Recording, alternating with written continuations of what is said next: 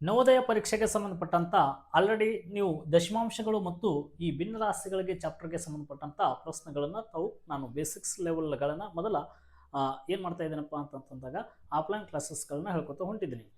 ಹೌದಾ? ಇಲ್ಲಿ online classes ಒಳಗಡೆ ಕೂಡ ಏನು ಮಾಡ್ತಾ ಇದ್ದೀನಪ್ಪ ಅಂತಂದಾಗ ಬೇಸಿಕ್ಸ್ ಕಾನ್ಸೆಪ್ಟ್ಗಳನ್ನು ಅವೆರಡು ಚಾಪ್ಟರ್ಗಳದ್ದು ನಾನು ಹೇಳ್ಕೊತ ಬಂದಿದ್ದೀನಿ. ಕ್ವಶನ್ ಪೇಪರ್ಗಳನ್ನು ಇನ್ನೂ ಬಿಡಿಸಿಲ್ಲ. ಕ್ವಶನ್ ಪೇಪರ್ಗಳನ್ನು ಹಿಂದಿನ ಪ್ರಶ್ನೆ ಪತ್ರಿಕೆಗಳನ್ನ ಸಾಕಷ್ಟು ಬಿಡಿಸಿದ್ದೀನಿ, ಅವು ಓದವೆ.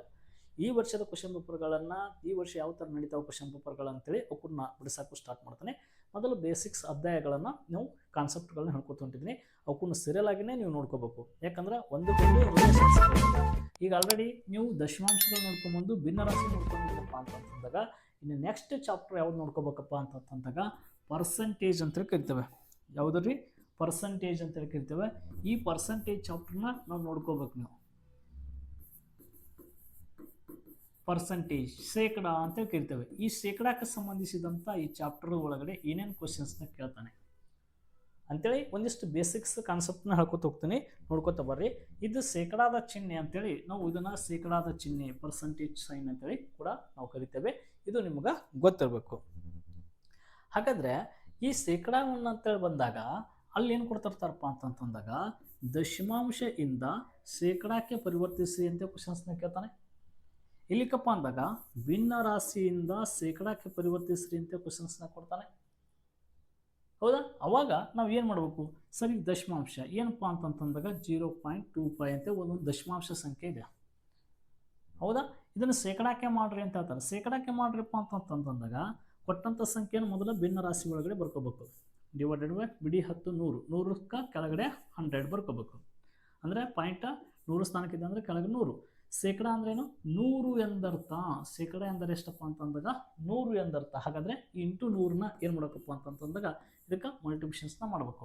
ಇದು 100 ಇದು 100 ಗೆಟ್ ಕ್ಯಾನ್ಸಲ್ ಆಯಿತು. ಉಳಿದಿದ್ದೆ ಎಷ್ಟಿಗೆ? 25 ಉಳಿತಲ್ಲ, 25% ಅಂತೇಳಿ ಹಾಕಿಬಿಟ್ರೆ ಸಾಕು. ಇದೊಂದು ಲೆಕ್ಕ ಕಂಪ್ಲೀಟ್ ಆಗ್ತದೆ. ಯಾವುದು?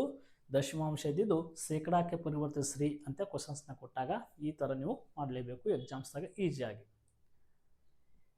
ಇನ್ನು ನೆಕ್ಸ್ಟ್ ನಾನು ನಿಮ್ಗೆ ಇನ್ನೂ ಹೇಳಿದೆ ಸರ್, ಇದನ್ನೇ ಇಲ್ಲಿ ಕೊಟ್ಟಂಥ ಸಂಖ್ಯೆ ಇಲ್ಲಿ ಏನೈತಿ 0.25 ಇತ್ತು. ಇಲ್ಲಿ ಏನು ಸಂಖ್ಯೆ ಇರ್ತದೆ ಅದನ್ನು ಬರ್ಕೋಬೇಕು, ಪರ್ಸೆಂಟೇಜ್ ಚಿಹ್ನೆ ಹಾಕ್ಬಿಡ್ಬೇಕು. 25 ಬರ್ಕೋಬೇಕು, ಪರ್ಸೆಂಟೇಜ್ ಚಿಹ್ನೆ ಹಾಕಿಬಿಟ್ರೆ ಸಾಕು, ಅದು ಆನ್ಸರ್ ಆಗಿರ್ತದೆ 25%. ಈ ಸದ 1.25 ಬರ್ದಿದ್ದೆ ಅಂತ ತಿಳ್ಕೊರಿ. ಇದಕ್ಕೂ ಕೂಡ ಸೇಮ್ 125 ಬರ್ಕೋಬೇಕು, ಪರ್ಸೆಂಟೇಜ್ ಹಾಕ್ಬಿಡೋದು ಡೈರೆಕ್ಟಾಗಿ. ಸರ್ ಮತ್ತು ನೀವು ಅಗಳಲ್ಲಿ ಇದು ಮಾಡಿದ್ರಲ್ಲ, ಅದನ್ನು ಮಾಡಲಿಲ್ಲ, ಭಿನ್ನ ರಾಶಿ ಮಾಡ್ಕೊಂಡು ಮಾಡಲಿಲ್ಲ. ನಾ ಯಾಕೆ ಮಾಡಾಕತ್ತಿಲ್ಲಪ್ಪ ಅಂತಂದಾಗ ಇಲ್ಲಿ ದಶಮಾಂಶ ಬಿಂದುವನ್ನು ಸರಿಯಾಗಿ ಅಬ್ಸರ್ವ್ ಮಾಡ್ಬೇಕು. ನಾವು ದಶಮಾಂಶ ಬಿಂದುವನ್ನು ಸರಿಯಾಗಿ ಅಬ್ಸರ್ವ್ ಮಾಡಬೇಕು. ದಶಮಾಂಶ ಬಿಂದು ಎಷ್ಟನೇ ಸ್ಥಾನಕ್ಕಿದೆಯಪ್ಪ ಅಂತಂತ 100 ಸ್ಥಾನಕ್ಕಿದೆ. ಬಿಡಿ 10 100 ಸ್ಥಾನಕ್ಕೈತೆ. ಇಲ್ಲಿ ಕೂಡ ಬಿಡಿ 10 100 ಸ್ಥಾನಕ್ಕೈತೆ. 100 ಸ್ಥಾನಕ್ಕೆ ದಶಮಾಂಶ ಬಿಂದು ಏನಾದರೂ ಇತ್ತಪ್ಪ ಅಂತಂದಾಗ ಇಲ್ಲಿ ಸಂಖ್ಯೆಯನ್ನು ಕೊಟ್ಟಿರ್ತಾನಲ್ಲ, ಆ ಸಂಖ್ಯೆಯನ್ನೇ ಡೈರೆಕ್ಟಾಗಿ ಬರ್ಕೋಬೇಕು, ಪರ್ಸೆಂಟೇಜ್ ಏನು ಹಾಕಿಬಿಟ್ರೆ ಸಾಕು, ಅದು ಆನ್ಸರ್ ಆಗಿರ್ತದೆ. ಬೇಕಾದ್ರೆ 1.25 ಆಯ್ತಾ, 125 ಬರ್ಕೋತಿರೋದು. ಇದನ್ನು ಡಿವೈಡೆಡ್ ಬೈ ಕೆಳಗಡೆ ಬಿಡಿ 10 100 ಇದೆ, 100 ಬರ್ಕೋತಿರೋದು. ಇದು ಭಿನ್ನ ರಾಶಿ ಆಯಿತು. ಮತ್ತು ಇಂಟು 100 ಮಾಡಿದ್ರು ಸಾಕು. ಈಗ ಈ 100 ಆಯಿತು. ಉಳಿದಿದ್ದು 125 ಪರ್ಸೆಂಟೇಜ್ ಅಂತ ಮಾಡ್ತಾರಲ್ಲ ನೀವು. ಇದು ಮಾಡೋ ಅವಶ್ಯಕತೆ ನಮಗೆ ಬೇಕಾಗಂಗಿಲ್ಲ. ಅವಾಗ ಎಕ್ಸಾಮ್ದಾಗ ಡೈರೆಕ್ಟ್ ನೋಡಿ ಆನ್ಸರ್ಸ್ನ ನೀವು ಮಾಡ್ಬೋದು. ಯಾವಾಗ ದಶಮಾಂಶ ಬಿಂದು ಏನಾದರೂ 100 ಸ್ಥಾನಕ್ಕಿದ್ದಾಗ ಶೇಕಡಾಕ್ಕೆ ಪರಿವರ್ತಿಸ್ರಿ ಅಂತ ಏನಾದರೂ ಕ್ವಶನ್ಸ್ನ ಕೊಟ್ಟಂದಾಗ ನೇರವಾಗಿ ಇಲ್ಲಿ ಏನು ಇರ್ತದೆ ಆ ಸಂಖ್ಯೆ ಬರೆದು ಬಿಡ್ಬೇಕು, ಪರ್ಸೆಂಟೇಜ್ ಸೈನ್ ಹಾಕ್ಬೇಕು ಅಷ್ಟೇ. ಈಗ ದೊಡ್ಡ ಸಂಖ್ಯೆ ಕೊಟ್ಟಿರ್ತಾನೆ, ಹಿಂಗೆ ಕೊಟ್ಟು ಇಲ್ಲಿ 100 ಪ್ಲೇಸ್ ವ್ಯಾಲ್ಯೂಗೆ ಏನು ಕೊಟ್ಟಿದ್ದಾನೆ? ಪಾಯಿಂಟ್ ಕೊಟ್ಟಿದ್ದಾನೆ. ನೀವು ಸೇಮ್ ಸಂಖ್ಯೆ ಅಷ್ಟೇ ಬರ್ಕೋಬೇಕು, 2852 ಅಂತ ಬರ್ಕೋಬೇಕು, ಪರ್ಸೆಂಟೇಜ್ ಸೈನ್ ಹಾಕ್ಬೇಕು. ಮುಗಿತು. ಇದೇನಾಯಿತು? ದಶಮಾಂಶದಿಂದ ಶೇಕಡಾಕ್ಕೆ ಬದಲಾಯಿಸೋದು ಅನ್ನೋದು ಗೊತ್ತಾಯಿತು. ಶೇಕಡ ಯಾವ ಥರ ಮಾಡ್ಬೇಕು ಅನ್ನೋದು ಗೊತ್ತಾಯ್ತಾ? ಸರ್, ಇದು 100ಕ್ಕಿದ್ದಾಗ ಹೇಳಕತ್ತೀರಿ, 10ಕ್ಕಿದ್ದಾಗ 10 ಸ್ಥಾನಕ್ಕೆ ಪಾಯಿಂಟ್ ಏನಾದ್ರು ಕೊಟ್ಟಿದ್ನಪ್ಪ ಅಂದ್ರೆ ಅವಾಗ ಹೆಂಗೆ ಮಾಡ್ತಾರೆ? ಅವಾಗೂ ಕೂಡ ಸೇಮ್ ಒಂದು ಟ್ರಿಕ್ಸ್ ಹೇಳ್ತೀನಿ. ಇಲ್ಲಿ ನೋಡ್ರಿ 255. ಇಲ್ಲಿ ಪಾಯಿಂಟ್ ಏನಕ್ಕೆ ಎಷ್ಟಕ್ಕಿದೆ ನೋಡ್ರಿ, ಬಿಡಿ ಆದಮೇಲೆ 10 ಸ್ಥಾನಕ್ಕೆ ಅಂದರೆ 1 ಸ್ಥಾನ ಬಿಟ್ಟು ಪಾಯಿಂಟ್ ಇದೆ.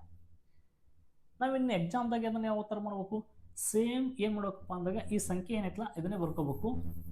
ಬರ್ಕೊಂಡು 1 0 ಕೊಟ್ಟು ಪರ್ಸೆಂಟೇಜ್ ಹಾಕ್ಬೇಕು. ಏನು ಮಾಡಬೇಕು? ಇಲ್ಲಿ ಸಂಖ್ಯೆ ಏನಿರ್ತೈತಲ್ಲ ಬರ್ಕೋಬೇಕು, ಲಾಸ್ಟಿಗೆ 1 0 ಎಡಿಷನ್ ಮಾಡಬೇಕು, ಪರ್ಸೆಂಟೇಜ್ ಚಿಹ್ನೆ ಹಾಕ್ಬಿಟ್ರೆ ಸಾಕು, ಅದು ಆನ್ಸರ್ ಆಗಿರ್ತದೆ. ಸರ್, ಇದು ಹೆಂಗೆ ಹೇಳಾಕ್ತೀರಿ? ಏನಪ್ಪ ಅಂತಂತಂದಾಗ ಈ ಸಂಖ್ಯೆ ಏನಿರ್ತದಲ್ಲ ಅದನ್ನು ಬರ್ಕೋಬೇಕು 252 ಬರ್ಕೋಬೇಕು. ಕೆಳಗಡೆ ಏನಿದೆ ನೋಡ್ರಿ ಬಿಡಿ 10 ಇದೆ ಅಂದರೆ ಕೆಳಗಡೆ 10 ಬರ್ಕೋಬೇಕು. ಇಂಟು ಶೇಕಡ ಅಂದಾಗ ಎಷ್ಟು 100 ಅಂತ ಇರ್ತೇವೆ. ಹೌದಾ ನೋಡ್ರಿ ಈ ಜೀರೋ ಹೋಯ್ತು. ಹೌದಾ ಇಲ್ಲಿ ಒಂದು ಜೀರೋ ಉಳಿತು. ಹಾಗಾದ್ರೆ ಈ ಸಂಖ್ಯೆ 252 ಇಂಟು 1 ಅಂದಾಗ 252. ಇದು 0 ಇದೆ ಅಂದ್ರೆ 0 ಇಲ್ಲಿ ಮುಂದೆ ಬರ್ತೈತೆ, ಅವು ಪರ್ಸೆಂಟೇಜ್ ಚಿಹ್ನೆ ಹಾಕ್ತೇವೆ. ಇದು ಮಾಡುವ ಅವಶ್ಯಕತೆ ನಮ್ಗೆ ಹೋಗ್ಬಿಡ್ತದೆ. ಡೈರೆಕ್ಟ್ ಇಲ್ಲಿ ಏನು ಕೊಟ್ಟಿರ್ತಾನೆ 10 ಸ್ಥಾನಕ್ಕೆ ಪಾಯಿಂಟ್ ಇತ್ತಪ್ಪ ಅಂತಂದಾಗ ಇಲ್ಲೊಂದು ಇದೇ ಸಂಖ್ಯೆಯನ್ನು ಬರ್ಕೋಬೇಕು, ಜೀರೋ ಕೊಡಬೇಕು, ಶೇಕಡ ಚಿಹ್ನೆಯನ್ನು ಹಾಕಿಬಿಡ್ಬೇಕು. ಇಷ್ಟು ಹಾಕಿದರೆ ಕಂಪ್ಲೀಟ್. 100 ಇತ್ತಪ್ಪ ಅಂತಂತಂದ್ರೆ ಡೈರೆಕ್ಟ್ ಅಲ್ಲಿ ಸಂಖ್ಯೆ ಏನಿರ್ತದೆ ಅದನ್ನೇ ಬರೀದು ಪರ್ಸೆಂಟೇಜ್ ಚಿಹ್ನೆ ಹಾಕಿಬಿಡೋದು, ಅದು ಕೂಡ ಕಂಪ್ಲೀಟ್ ಆಯಿತು. ಸರ್ ಈಗ 1000 ಇತ್ತಪ್ಪ ಅಂದಾಗ ಈಗ ನೋಡಿರಿ 3564 1000 ಸ್ಥಾನಕ್ಕೆ ಪಾಯಿಂಟ್ ಆಯ್ತಪ್ಪ ಅಂದ್ರೆ ಏನು ಮಾಡಬೇಕು? ಹಿಂಗಿದ್ದಾಗ ಏನಿಲ್ಲ, ಕೊಟ್ಟಂಥ ಸಂಖ್ಯೆ ಏನೈತೆ ಅದನ್ನೇ ಬರೀಬೇಕು. 3564 ಐತಲ್ಲ ಬರೀಬೇಕು, ಒಂದು ಸ್ಥಾನ ಬಿಟ್ಟು ಪಾಯಿಂಟ್ ಕೊಡಬೇಕು, ಪರ್ಸೆಂಟೇಜ್ ಚಿಹ್ನೆ ಹಾಕಬೇಕು. ಪಾಯಿಂಟ್ ಎಲ್ಲಿದೆ ನೋಡಿರಿ, ಬಿಡಿ 10 100 1000 ಸ್ಥಾನಕ್ಕಿದೆ. 1000 ಸ್ಥಾನಕ್ಕೆ ಪಾಯಿಂಟ್ ಏನಾದರೂ ಇತ್ತಪ್ಪ ಅಂತಂತಂದಾಗ ಇಲ್ಲಿ ಸಂಖ್ಯೆ ಏನಾಯ್ತಲ್ಲ ಅದನ್ನೇ ಬರ್ಕೋಬೇಕು. ಬರೆದು ಒಂದು ಸ್ಥಾನ ಬಿಟ್ಟು ಪಾಯಿಂಟ್ನ ಕೊಟ್ಟು ಪರ್ಸೆಂಟೇಜ್ ಚಿಹ್ನೆ ಹಾಕಬೇಕು. ಅರ್ಥ ಆಯ್ತಾ? ಶೇಕಡಕ್ಕೆ ಈಜಾಗಿ ಅದು ಕನ್ವರ್ಟ್ ಆಗ್ತದೆ. ಯಾವ ಥರ? ಇಲ್ಲಿ ಕೊಟ್ಟಂಥ ಸಂಖ್ಯೆ ಏನೈತಿ ಅದನ್ನೇ ಬರ್ಕೋಬೇಕು. ಕೆಳಗಡೆ 1000 ಇದೆಯಪ್ಪ ಅಂತಂತಂದಾಗ 1000 ಇಂಟು ಎಷ್ಟಪ್ಪ ಅಂತ ಶೇಕಡ ಅಂದರೆ 100 ಅಂತ ಮಾಡ್ತೇವೆ. ಇವು 2 0 ಕೆಳಗಡೆ 10 ಉಳಿತದೆ. ಇಲ್ಲಿ 10 ಅಂದಾಗ ಒಂದು ಸ್ಥಾನ ಬಿಟ್ಟು ಪಾಯಿಂಟ್ ಕೊಡಬೇಕಾಗ್ತದೆ. ಹಾಗಾದರೆ ಒಂದು ಸ್ಥಾನ ಬಿಟ್ಟು ಪಾಯಿಂಟ್ ಕೊಟ್ಟು ನಾನು ಇಲ್ಲಿ ಬರ್ತಿದ್ದೇನೆ. ಇನ್ನೇನಾದರೂ ಈ ವರ್ಷ ಎಕ್ಸಾಮ್ಸ್ದಾಗ ಈ ಥರ ಒಂದು ಸಂಖ್ಯೆ ಕೊಟ್ಟು ಇದನ್ನು ದಶಮಾಂಶ ಇದ್ದಿದ್ದು ಶೇಕಡಕ್ಕೆ ಪರಿವರ್ತಿಸಿ ಅಂತ ಏನಾರು ಕೊಟ್ಟನಂದ್ರೆ ಇದು ಮಾಡುವ ಅವಶ್ಯಕತೆ ಇಲ್ಲ, ನಿಮ್ಗೆ ಟೈಮ್ ಉಳಿತದೆ. ಡೈರೆಕ್ಟಾಗಿ ಸಂಖ್ಯೆ ಏನಿದೆ ಅಂತೇಳಿ ಇಲ್ಲಿ ಬರ್ಕೊಂಬಿಡ್ರಿ. ಒಂದು ಕಡೆ ನೋಟ್ ಅಂತ ಬರ್ಕೊಂಬಿಡ್ರಿ. ನೋಟ್ ಅಂತೇಳಿ ನೀವು ಬರ್ಕೋಬೇಕು. ಸಂಖ್ಯೆ ಅಥವಾ ಸಂಖ್ಯೆ ಅಂತ ಬೇಡ, ಬಿಂದು ಅಂತ ಬರ್ಕೋರಿ.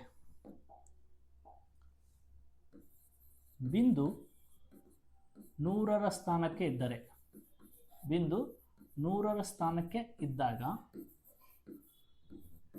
ಅದೇ ಸಂಖ್ಯೆ ಬರೀಬೇಕು.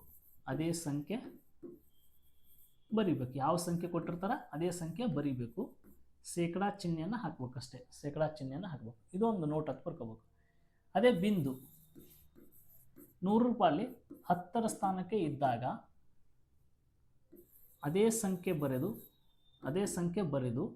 ಬರೆದು ಮುಂದೆ 1 0 ಹಾಕಬೇಕು. ನೆಕ್ಸ್ಟ್ ಶೇಕಡಾ ಚಿಹ್ನೆಯನ್ನು ಬರಿಬೇಕು. ಇನ್ನು ಬಿಂದು ಏನಾದರೂ 1000 ಸ್ಥಾನಕ್ಕೆ ಇದ್ದರೆ, 1000 ಸ್ಥಾನಕ್ಕೆ ಇದ್ದಾಗ ಅದೇ ಸಂಖ್ಯೆಯನ್ನು ಬರೆದು ಸಂಖ್ಯೆಗೆ ಒಂದು ಸ್ಥಾನ ಬಿಟ್ಟು ಬಿಂದು ಹಾಕಬೇಕು. ಒಂದು ಸ್ಥಾನ ಬಿಟ್ಟು ಬಿಂದು ಹಾಕಬೇಕು.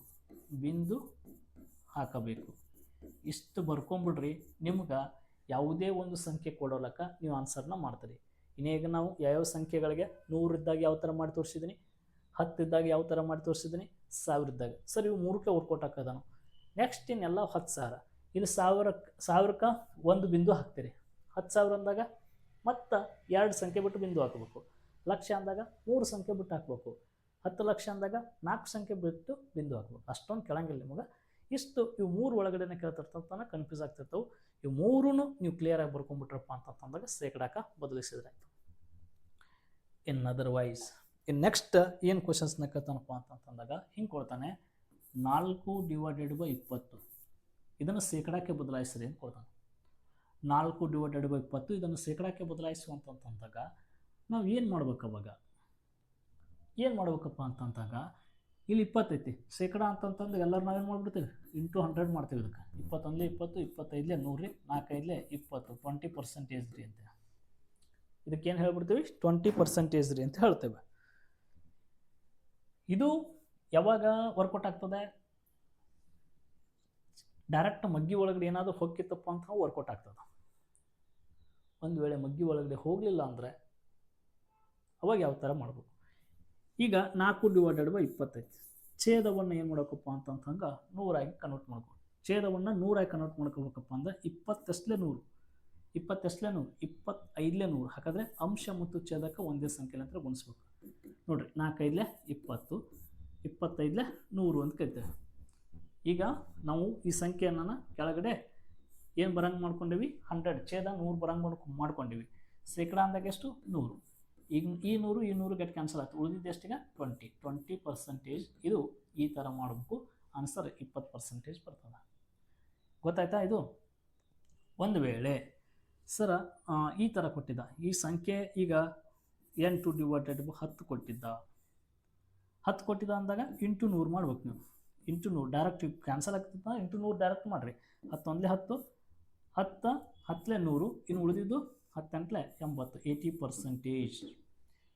ಇದನ್ನು ಹಿಂಗೆ ಡೈರೆಕ್ಟ್ ಮಾಡಿದರೂ ಬರ್ತದೆ. ಇಲ್ಲಾಂದರೆ ಈ ಸದ್ ನೋಡ್ರು 8 ಡಿವೈಡೆಡ್ 10 ಐತೆ, ಛೇದ 100 ಆಗ್ಬೇಕಪ್ಪ ಅಂದ್ರೆ 10ರಲ್ಲೇ ಮಲ್ಟಿಪ್ಲಿಕೇಶನ್ಸ್ ಮಾಡ್ಬೇಕೀಗ.